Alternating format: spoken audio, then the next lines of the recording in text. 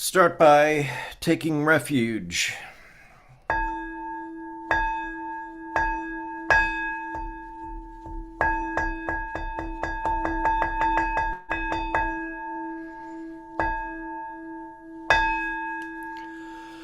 Buddham Saranam Gacchami. Dhammam Saranam Gacchami. Sangham Saranam Gacchami. I go for refuge in the Buddha. I go for refuge in the Dharma. I go for refuge in the Sangha. Buddham Saranam Gacchami. Dhammam Saranam Gacchami. Sangham Saranam Gacchami.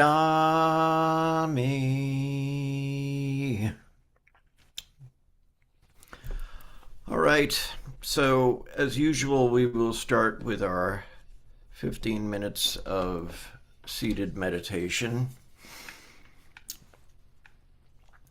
What color is the Dharma?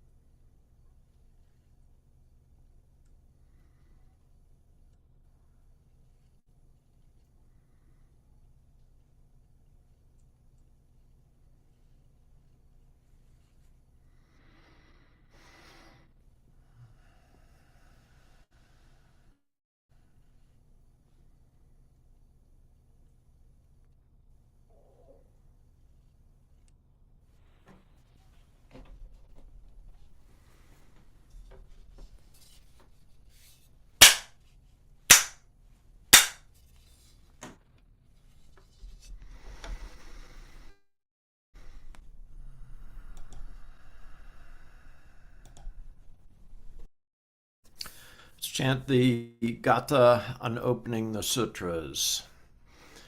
This Dharma, incomparably profound and minutely subtle, is rarely encountered, even in hundreds of thousands of millions of ages. Now we see it, hear it, hold and maintain it.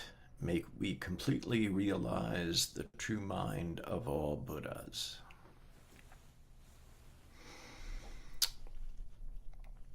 Okay, so relax, get comfortable. Tonight,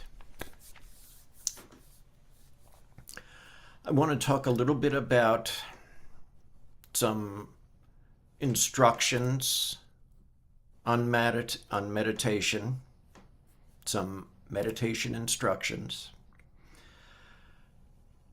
from where they came and how they're taught now and how it was taught to me. This is one of those situations where we're given teachings, we're given instructions. We'll call them instructions, that's more accurate. And we never really quite know what the source is. Okay, I started sitting with a group, Soto group, affiliated with San Francisco Zen Center. And Zen Mind, Beginner's Mind, of course, was prominent amongst the references that people had.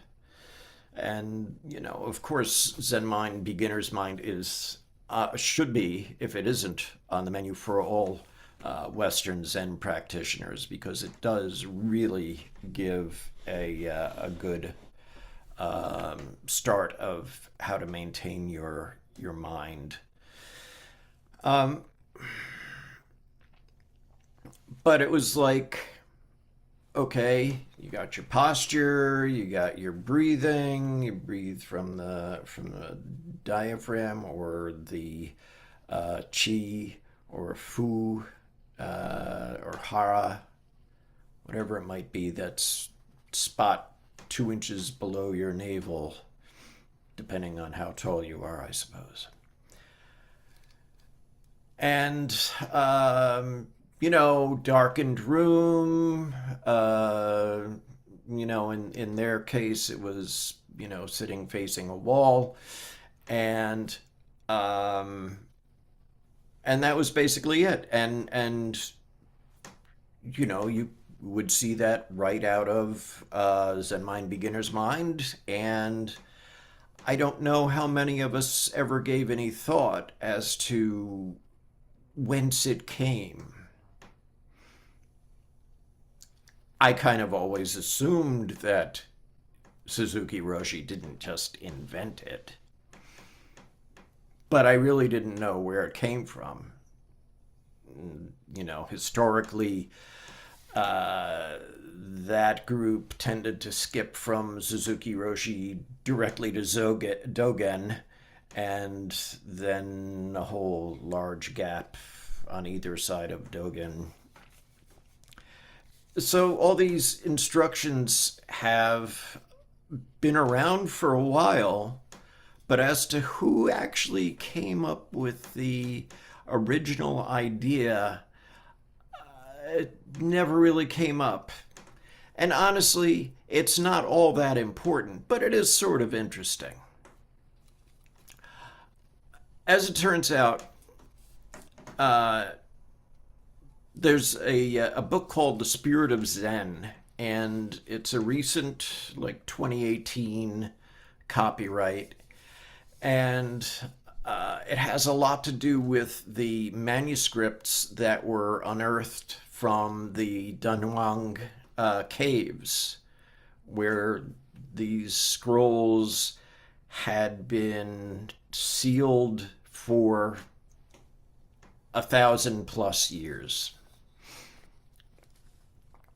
And that's where a lot of the initial Zen teachings came from. Now, let me give a disclaimer here. We have a lot of Zen teachers who are supposed to be in certain lineages and it's supposed to be unbroken, and some teachings are attributed to them, and this may or may not all be apocryphal, and it doesn't matter. We could have a Dharma teaching from Bodhidharma, or we could have the same Dharma teaching from Bodhidharma. We could read the Vimalakirti Sutra, or we could get the Dharma from Vin Lamakirti, the haulage business owner. And if it's the Dharma, it's the Dharma, and it doesn't matter whose mouth or whose pen it came from. If it's a Dharma teaching, it's a Dharma teaching. So what I'm doing now is I'm going with whatever teaching has been attributed to whomever is how it's going to be for me, because I have no reason to doubt it, nor do I have any reason to believe it wholeheartedly, 100%. But like I said, I have no reason to doubt it either, and it's unimportant. So, One Mind Zen Collective is in what we call the East Mountain Sanghas. And it's a loose confederation of a couple of different Zen groups with no hierarchy whatsoever, other than we share some common teachings with each other. Our practices, ceremonies, and so forth may be identical, they may not be. Doesn't matter. And one of the reasons that we went with East Mountain, aside from the fact that it has to do with our teacher's name, translated, of course, it also seemed like one of those teachings that fell into the gap. A set of teachers, not teachings per se. So it was really interesting. Everybody knows Bodhidharma. Most people have probably heard of Huika. Bodhidharma had some teachings attributed to him. What most people might know about Huika is that he chopped off an arm to prove his sincerity, that he wanted to be Bodhidharma's student.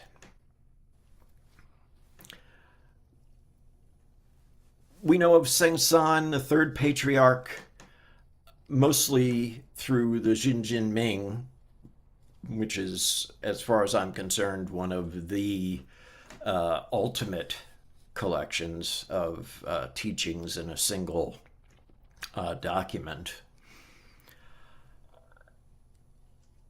And then there's Daojin, who's the fourth patriarch and a student of Sengsan's, and you never really hear anything about him. And then there's Hongren, which he was Huineng's teacher, and other than, a few little anecdotes that we get from the Platform Sutra of the sixth patriarch, we don't really know that much about Hongren either. And then there's Huineng, and we know plenty about him from the Platform Sutra, and I guess Shenhui's proselytizing. But Daojin, the fourth patriarch, as it turns out in these scrolls from the Dunhuang cave, has a boatload of teaching. And apparently, He was the first Zen teacher who left clear and specific instructions on how to practice sitting meditation, which is nice considering that sitting meditation is sort of the job description of Zen practitioners, among other things, but that's certainly, if you ain't doing that, you probably ain't practicing Zen. And there were a few different levels of practice methods attributed to him. Uh, this apparently was the first instance that sitting in a quiet, darkened room, um, sit unmoving, let go of the multitude of confused thoughts, not grasping at appearances, focusing your mind on a single point. And where it gets interesting here is because he says that for the novice, the noob, that single point to be focused on is a single Buddha. He didn't say focus on the Buddha. He said focus on a Buddha. When you're new, I would imagine that could be confusing because you wouldn't really know when you're new that there are a multitude of Buddhas. But if you were around in the year 800 and probably in a monastery, you're probably exposed to that more so than most of us would be. But he says to focus your mind on a single Buddha and recite his name. Then with an upright posture, facing toward the place where the Buddha resides, stay constantly mindful of this single Buddha. In this state of mind, you will be able to see every Buddha of the past and future clearly manifest. I read that last bit there. So darkened room, upright posture, focusing your mind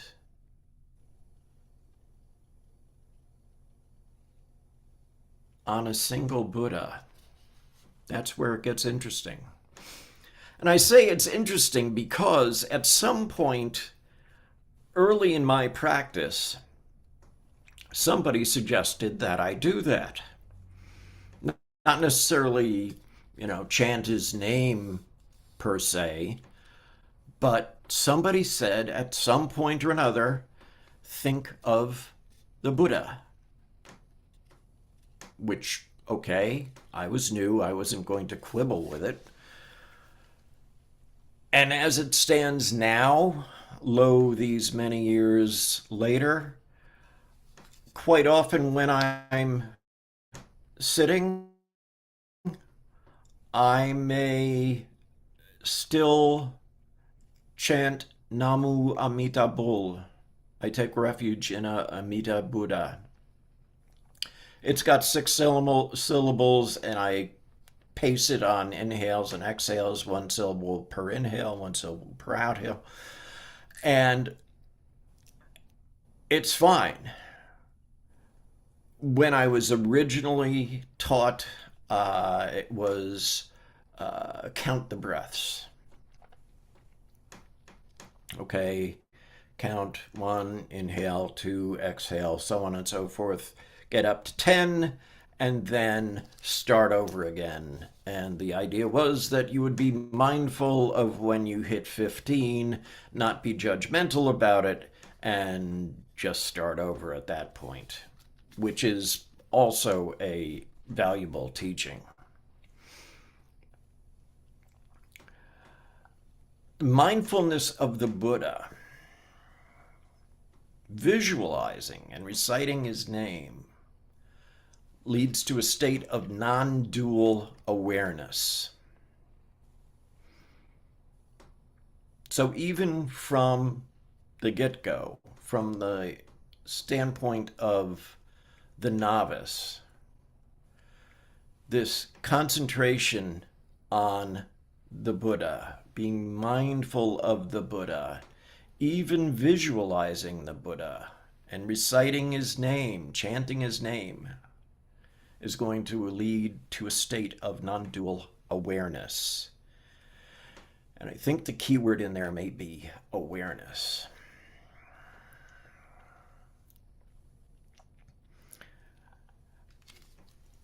The second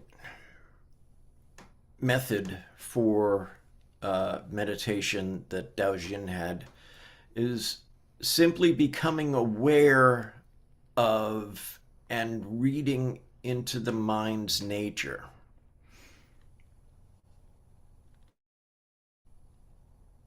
Basically, paying attention to your thoughts, not getting attached to them, not necessarily putting value judgments on them, but if you're thinking of the Buddha, then your mind's nature will be much closer to your true nature. Let's put it that way. When you're doing this, you're moving towards your true nature, toward realizing your true nature.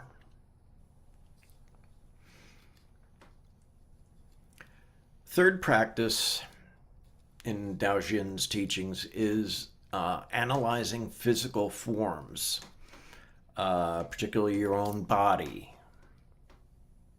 with a mind to establishing that the body, all physical phenomena, so on, are all empty, devoid of any individual, lasting, permanent self to them.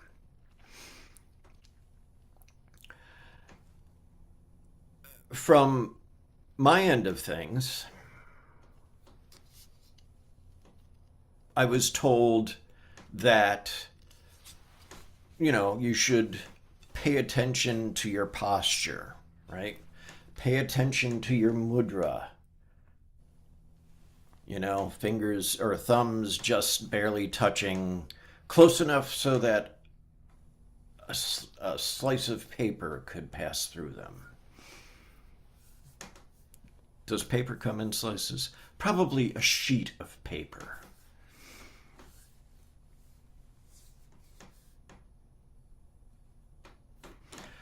For me, I've always been inclined towards noticing breathing, not necessarily the breath so much.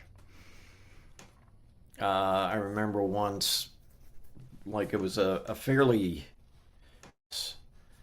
intensive sitting that was going on, and I remarked to somebody that my heart was beating really strongly. Not like, a panic or a manic-y sort of thing. It was just like really pronounced lub-dub going on. And, I asked, does anybody else experience that? And then they all kind of looked at me like, well, they didn't. If they did, they didn't want to admit to it. They were focusing on the breath.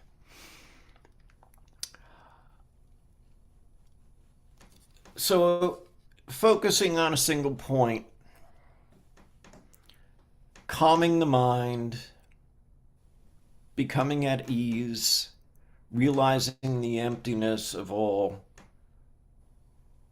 physical phenomena. You've got samatha and vipassana meditation right there, right? Asana, calming the mind, focusing, generating a sense of equanimity is all samatha.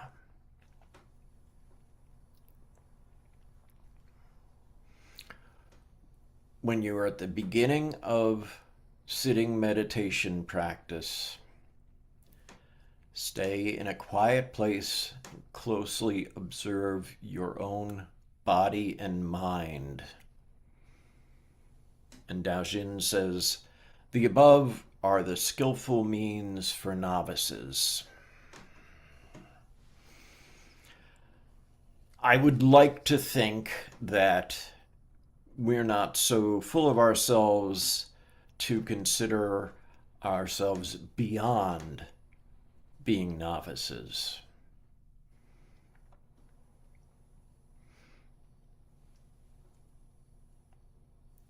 The Wisdom Sutra, taught by Manjushri, says, Manjushri asked the Buddha, O you whom the world honors, what is the single practice concentration? The Buddha replied, the nature of reality exists in equality. Being connected to the nature of reality is called the single practice concentration. So if you enter into the single practice concentration, then you will know for certain that all Buddhas, as numerous as the grains of sand in the Ganges, are no different from the nature of reality itself. This very body and mind are always the site of awakening in every step you take. Whatever you do, wherever you go, it is all awakening. We're mindful of the Buddha. Being mindful of the Buddha helps to eliminate the mentality of the three poisons: greed, hatred, and delusion. It eliminates the mentality of grasping. It eliminates the tendency we have to be judgmental, as Sengsan might refer to it, having preferences, or in other translations, picking and choosing. When you're mindful of the Buddha continuously through every state of mind, it will simply become clear and calm, and mindfulness will no longer be based on perceptual objects. What does mindfulness without an object mean? Mindfulness of the Buddha is the same state of mind as that which we call mindfulness without an object. There is no separate Buddha distinct from the mind, nor a separate mind distinct from the Buddha. So mindfulness of the Buddha is the same as mindfulness of the mind. Seeking the Buddha is the same as seeking the mind.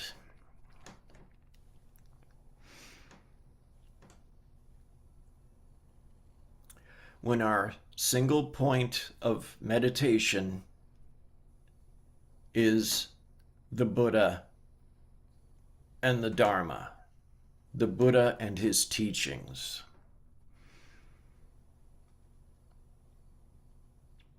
there are going to be unavoidable benefits.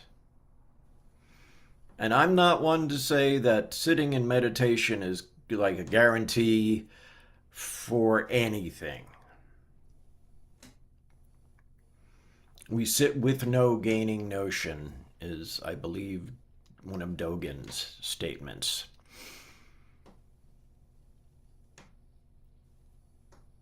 But even if we sit without any expectations, odds are pretty good that if we are mindfulness of the Buddha, at some point or another, we're also going to be mindful of the mind. And at that point, we see our true nature, and then we can help all sentient beings.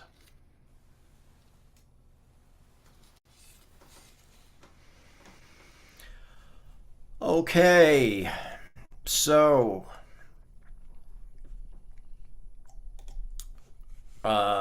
you can become less relaxed now, albeit sitting in a darkened room. Well, no, but such is life. Quiet. Cars are still going to go by. There was the occasional jet. I don't know if you heard the jet earlier, but that's. But we don't make judgments about all that. So we'll go on with our next period of sitting meditation. And I hope we all follow Dao Jin's instructions there, because that's whence they came.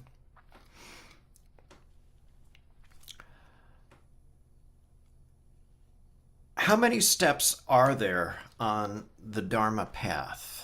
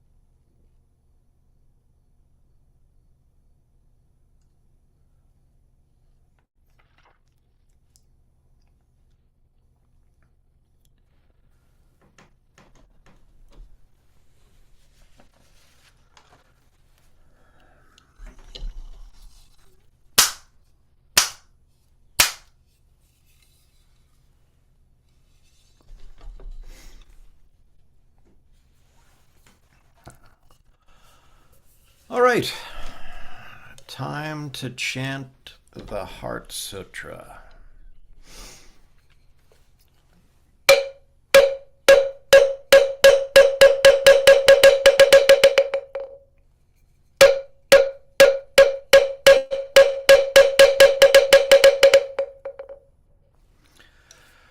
Mahaprajna Paramita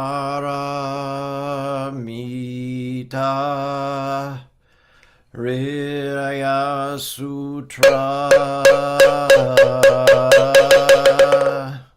Avalokiteshvara Bodhisattva, when practicing deeply the Prajna Paramita, perceives that all five skandhas are empty and is saved from all suffering and distress. Shariputra, form does not differ from emptiness. Emptiness does not differ from form. That which is form is emptiness. That which is emptiness, form. The same is true of feelings, perceptions, impulses, consciousness. Shariputra, all dharmas are marked with emptiness. They do not appear or disappear, are not tainted or pure, do not increase or decrease.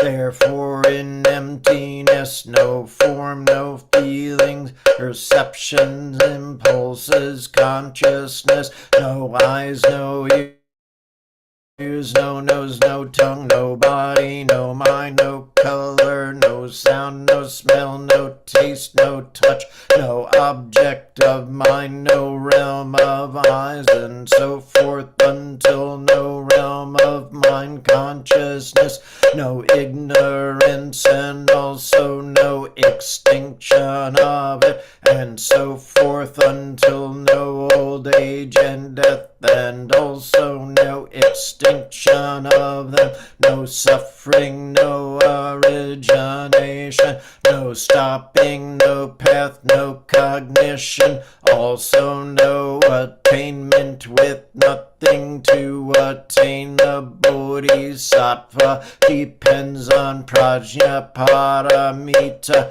and the mind is no hindrance. Without any hindrance, no fears exist. Far apart from every perverted view, one dwells in nirvana. In the three worlds, all Buddhas depend on Prajna Paramita.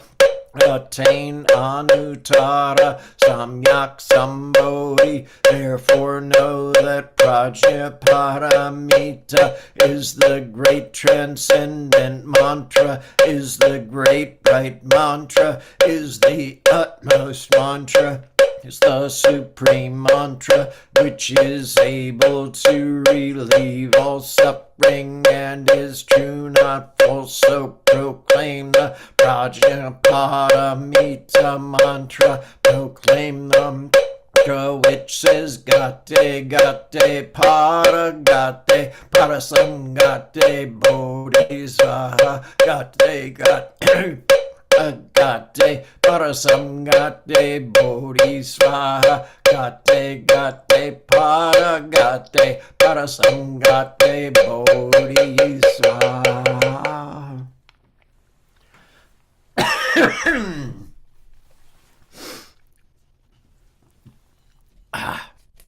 Made it through. Came close a couple of times.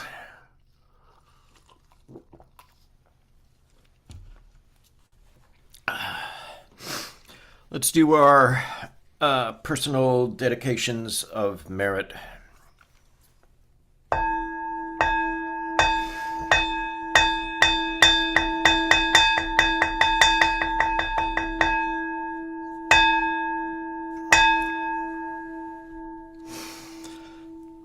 All sentient beings are one seamless body and pass quickly from birth to death. We remember those who cared for us and are gone. Those who were ill, those who are at war, who are hungry, and who are in pain. May they heal and have peace. We especially dedicate our service to John Bex, Brad Hunter, Kathy Sorensen, Mike Gingy Wood. Do you care to add anyone in yourselves now? Craig. Others? Mason. Anyone else? Yeah, one for the all in prison, one for Palestine, and all the evicted and unemployed. All beings in the 10 directions subject to the greed, hatred, and delusions of themselves and others.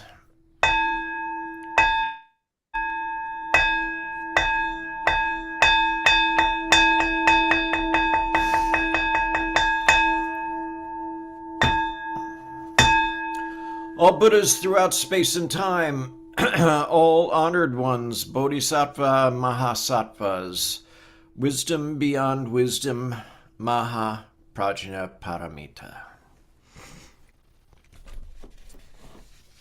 And let's recite our faith and practice vow.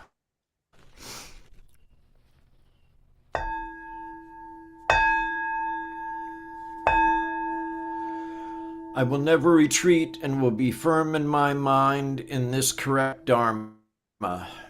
I will escape from the samsaric cycle of birth and death and definitely will see my original face. I will be sure to inherit the life of insight of the Buddha and save all sentient beings.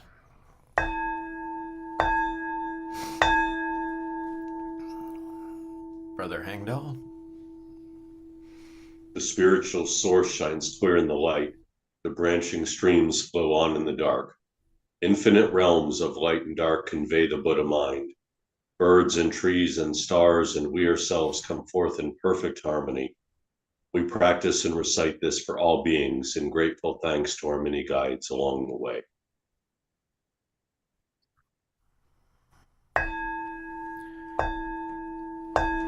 Let's recite the 4 great Bodhisattva vows. Sentient beings are numberless. We vow to help them all. Delusions are countless. We vow to see through them all.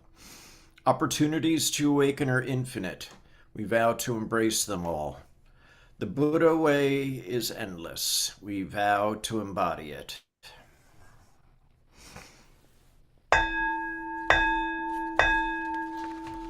Life and death are of supreme importance. Time passes swiftly by and opportunities to awaken are easily lost. Strive to realize your true nature and do not squander your time by night or day. And thank you for joining.